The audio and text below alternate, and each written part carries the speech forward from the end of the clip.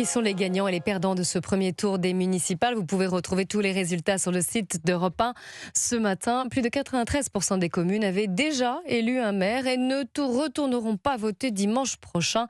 Ce qui va arranger ceux qui n'ont pas souhaité se déplacer. C'est l'une des grandes leçons de ce scrutin, une abstention record à 44%. En ce qui concerne les forces politiques, les Républicains arrivent en tête dans plus d'une ville sur deux de plus de 9000 habitants.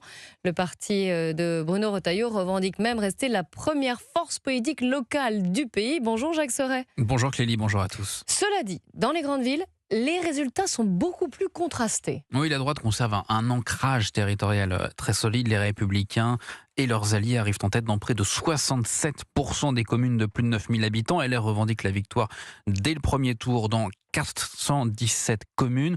Dans ces bastions, la droite reste très solide. Jean-François Copé est réélu dès le premier tour à Meaux. David Lisnard est reconduit triomphalement à Cannes avec plus de 81% des suffrages. Et le second tour, la semaine prochaine, peut réserver d'autres victoires pour les LR. À Besançon, Ludovic Fagot arrive en tête avec plus de 40% des voix. À Grenoble, Alain Carignon vire également en tête. Et à Brest, le candidat soutenu par LR devance le maire socialiste sortant.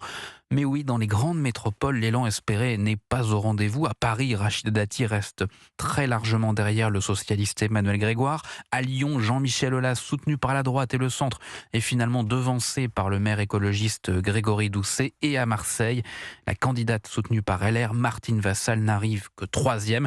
Voilà comment LR confirme son implantation dans les villes moyennes, mais peine toujours à reconquérir les grandes villes.